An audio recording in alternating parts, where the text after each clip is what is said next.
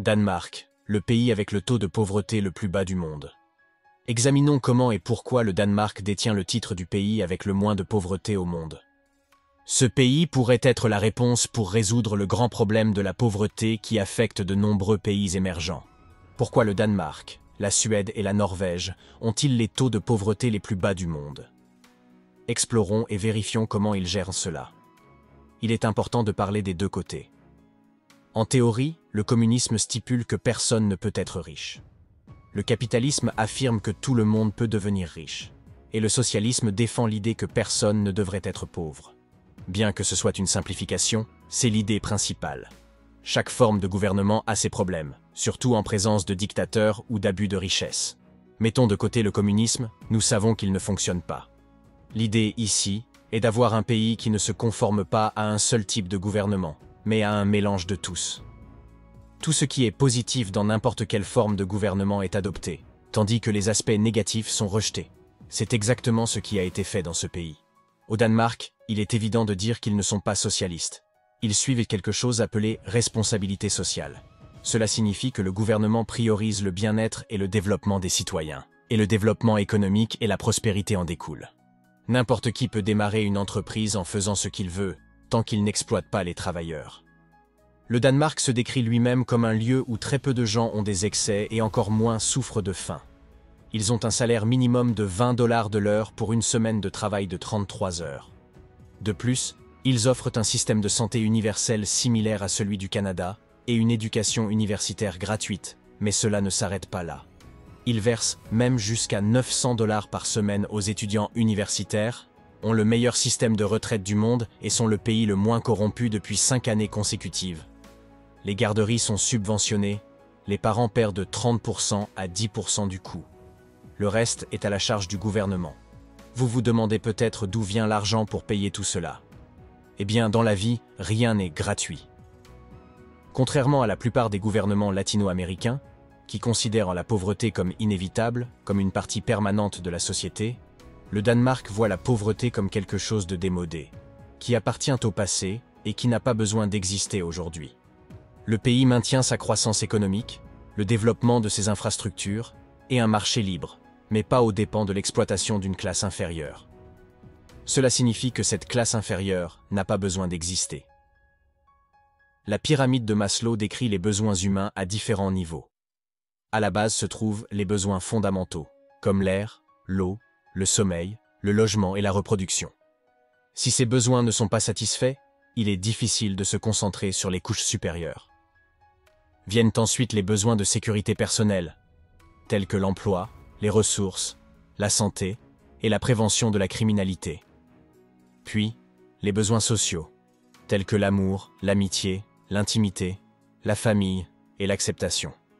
Ensuite, nous avons l'estime de soi, le respect, le statut et la reconnaissance.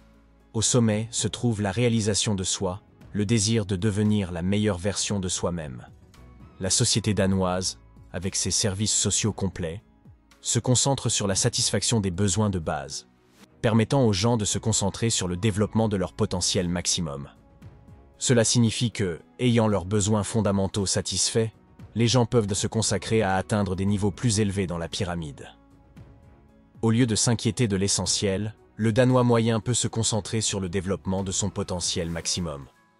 Avec seulement 5,6 millions d'habitants, le Danemark a 13 lauréats du prix Nobel, l'une des plus grandes moyennes par habitant du monde. Découvrir et développer son potentiel maximal ne se limite pas seulement à avoir un bon travail, mais à trouver son vrai bonheur. Dans la plupart des pays émergents, latino-américains ou du tiers-monde, le succès est souvent mesuré uniquement par le revenu mensuel et l'éducation universitaire ou la voiture que possède une personne. Au Danemark, la différence réside dans la mentalité des gens. Le véritable succès devrait être mesuré par leur santé physique et mentale.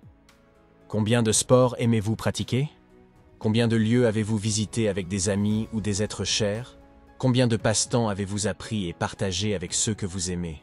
Combien d'amis avez-vous soutenus ou êtes-vous sortis danser et rire avec eux? Et votre développement spirituel, votre paix et votre santé mentale, les avez-vous? Le succès implique également de donner à vos enfants leur nourriture préférée pour qu'ils se souviennent de votre amour à chaque repas, même lorsqu'ils sont loin. Avoir un portefeuille plein est bien, oui, mais le cœur doit également être rempli de joie. Nous avons besoin des deux. En réalité, le gouvernement soutient l'absence de travail pour cause de stress, ce qui est valide et légal. Si vous n'avez pas assez pour couvrir vos dépenses de base, ils vous soutiennent pendant jusqu'à 2 ans. Cela contraste avec les annonces en ligne recherchant des employés immunisés contre le stress.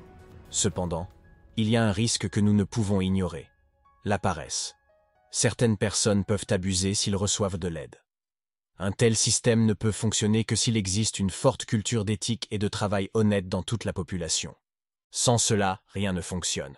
Maintenant, la question est: cela fonctionnerait-il dans d'autres pays? La réponse dépend de chaque personne. Si le gouvernement vous donnait tous les outils pour progresser, arrêteriez-vous de travailler? Ou continueriez-vous à vous efforcer de progresser par vous-même? Et que se passerait-il avec les personnes autour de vous si elles recevaient tout du gouvernement? C'est la réponse. La principale aide ici n'est pas simplement de donner quelque chose, c'est d'enseigner à pêcher et de fournir la canne à pêche. Le gouvernement aide les personnes à faible revenu et sans éducation universitaire en offrant des programmes universitaires ou professionnels avec un soutien pour les dépenses. Ce n'est pas un prêt, c'est un soutien qui ne doit pas être remboursé. De plus, le gouvernement coordonne ces personnes avec des entreprises dans les domaines d'études, les encourageant à progresser dans l'industrie, évitant qu'elles stagnent ou changent constamment d'emploi sans atteindre une bonne position. Cela contribue à l'économie danoise. L'éducation est gratuite pour les Danois, les immigrants, les étudiants de l'Union européenne et même pour les étudiants avec des résidences temporaires. L'objectif est de préparer les gens à ne jamais avoir besoin de dépendre de la charité, bien qu'elle soit disponible si nécessaire. En d'autres termes, ce pays est soigneusement conçu dans tous les aspects de l'administration pour fournir à ses citoyens tout ce dont ils ont besoin pour se développer, apprendre et travailler et atteindre la prospérité. Étonnamment, lorsque les citoyens sont prêts, le gouvernement encourage la réduction du temps de travail, suggérant qu'ils passent plus de temps à profiter avec leur famille. C'est l'un des rares pays où le gouvernement lui-même encourage les gens à travailler moins. Cela est inhabituel ailleurs, mais ici, cela semble être parce que c'est l'un des pays les moins corrompus. Cela est dû à la grande liberté de la presse, à un système judiciaire indépendant et à un haut niveau d'intégrité et d'honnêteté tant pour les fonctionnaires que pour les propriétaires d'entreprises, petits ou grands. Les Danois croient généralement en la forte responsabilité de chaque personne de travailler et de payer des impôts. Ils valorisent la contribution à la pension des personnes âgées, la préparation des jeunes, le soin des malades et le soutien aux immigrants récemment arrivés. Si quelqu'un est au chômage, il reçoit un soutien pendant jusqu'à 2 ans, mais il est également assuré qu'il cherche du travail ou une formation. L'approche est un mélange de soutien sans encourager la paresse. Au Danemark, aussi bien le propriétaire de l'entreprise que celui qui fait le ménage peuvent aller ensemble au travail en bus, à vélo ou à pied.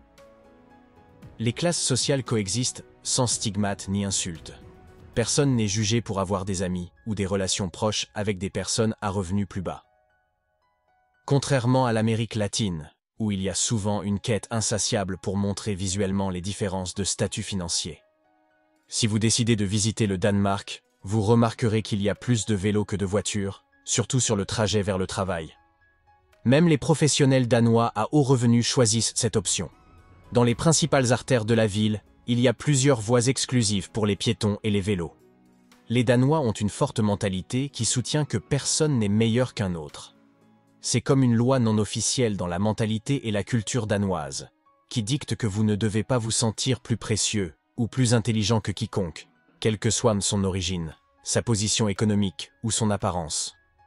En résumé, le gouvernement danois offre une large gamme de services sociaux, y compris des soins de santé, de l'éducation et un logement abordable. Cela signifie que, même dans des situations de faible revenu, les citoyens peuvent accéder à des services de base de haute qualité sans craindre la faillite médicale ou le manque d'opportunités éducatives. Malgré les difficultés économiques, les Danois à faible revenu peuvent de souvent bénéficier de programmes de formation et d'éducation financés par le gouvernement pour améliorer leurs perspectives d'emploi. Bien que le pays ait réussi à maintenir un niveau de vie élevé pour la plupart de ses citoyens, il continue de travailler pour aborder les inégalités économiques et garantir que tous les Danois, indépendamment de leurs revenus, puissent profiter d'une bonne qualité de vie. Si vous avez aimé la vidéo, abonnez-vous à la chaîne, laissez votre like et votre commentaire. On se retrouve dans la prochaine vidéo.